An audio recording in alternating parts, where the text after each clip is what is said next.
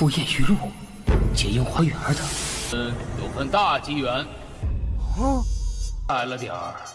不过好歹苦海天尊收徒如此，必须刻满9个香头，必须再断7断。不如让老夫修炼。男女之事最伤。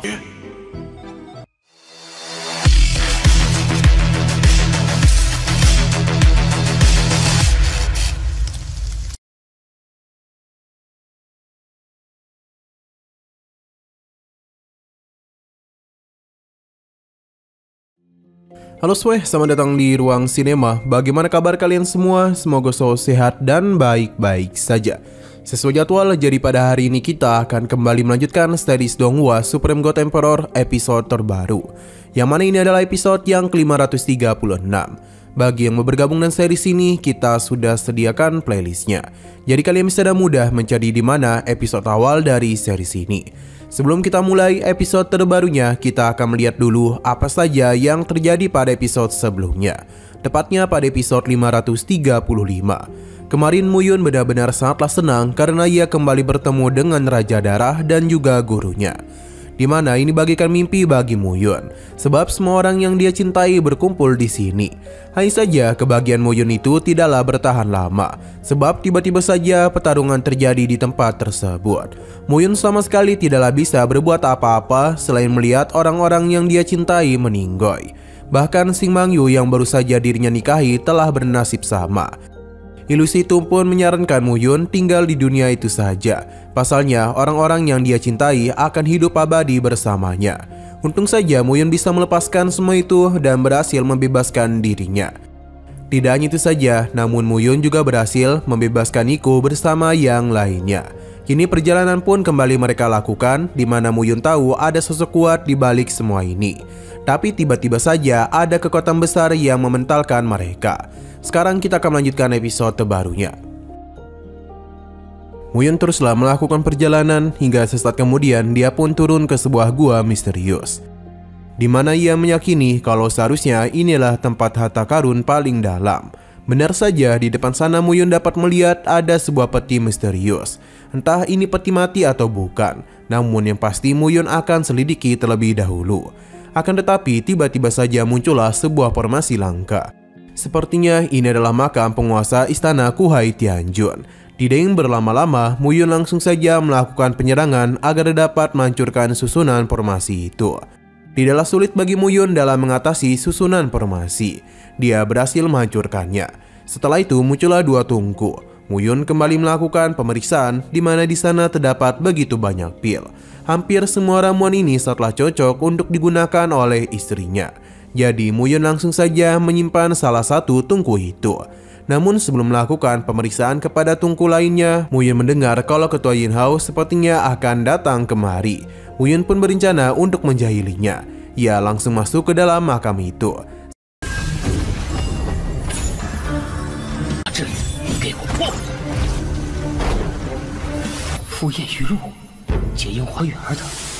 Sedangkan Yin Hao tidak datang sendirian karena dia bersama dengan Tetua Mo dan Miao. Mereka meyakini kalau ini adalah makam dari Kuhai Tianjun. Ketua Mo yang melihat tungku di sana langsung saja mengambilnya. Hal itu tidaklah dibiarkan oleh Yin Hao, karena bagaimanapun ia juga menginginkan tungku tersebut. Alhasil kedua ketua ini mulai saling berebut satu sama lain, hingga semua itu dihentikan oleh suara yang berasal dari peti mati, yang mana mereka penasaran siapakah itu. Tentu saja ini adalah Muyun yang tengah mengubah suaranya. Ia memperkenalkan dirinya sebagai Kuhai Tianjun, jadi seharusnya para ketua memberikan hormat kepadanya. Ketua Mo merasa kalau ini adalah sisa-sisa jiwa dari Kuhai Tianjun.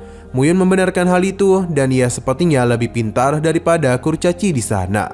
Muyun memberitahu kalau dirinya masihlah menyimpan harta yang jauh lebih berharga.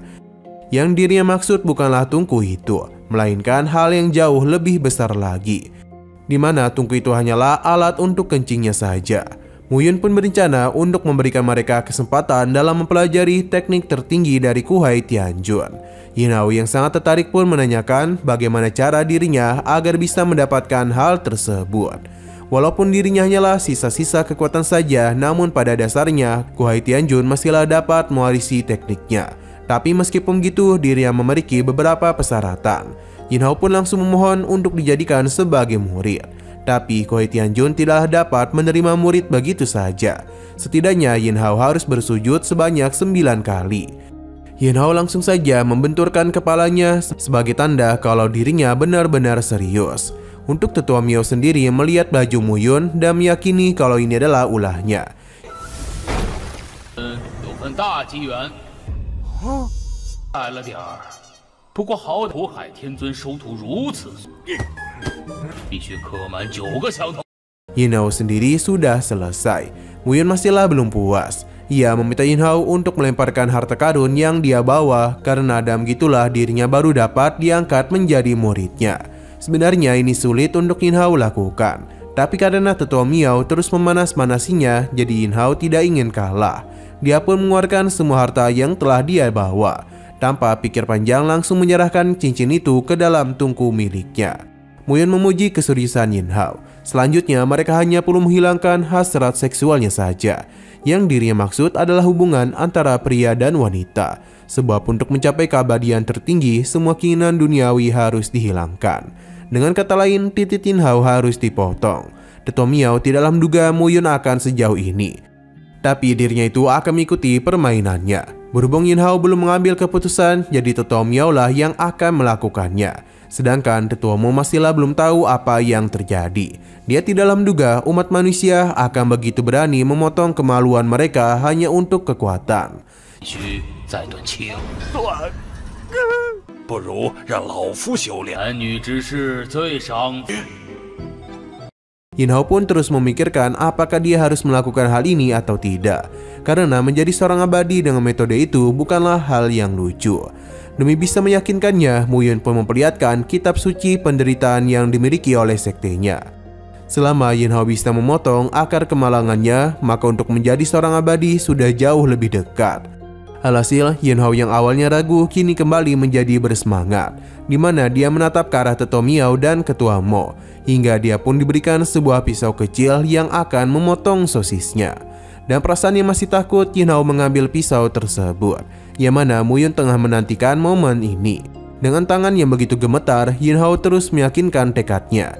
Tapi pada akhirnya semua itu tidaklah jadi. Sebab kemaluannya jauh lebih berharga daripada menerima latihan Kuai Tianjun. Alhasil dia pun memilih untuk pergi saja. Sedangkan Muyun merasa kecewa padahal Yin Hao sudah hampir menjadi muridnya. Sepertinya dia ini harus kembali menunggu seseorang yang ditakdirkan untuk bersamanya.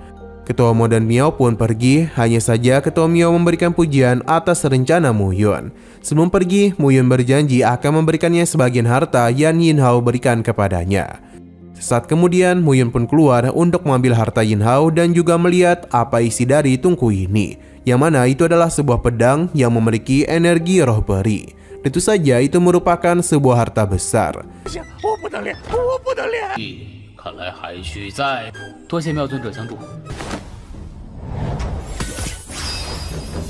仙气。 Nah, sayang sekali lagi seru-serunya, episodenya pun harus bersambung dulu. Namun sebelum kita akhiri, seperti biasa kita akan melihat preview bagian selanjutnya.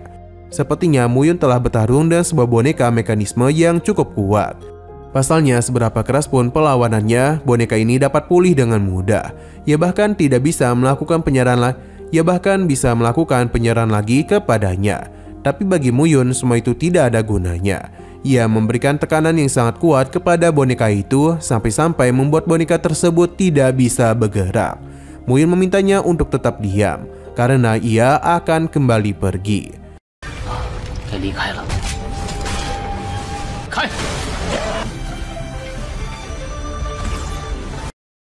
Oke, sekian dulu pada video kali ini. Untuk video selanjutnya akan segera hadir. Jadi bagi kalian yang ingin mengikuti series ini, langsung saja klik subscribe dan aktifkan loncengnya. Terima kasih yang sudah menonton video sampai habis. Jika kalian suka pada video ini, klik like dan share ke teman-teman kalian tentang channel ini. Dan ditunggu aja kelanjutannya. Oke, sampai jumpa di video selanjutnya.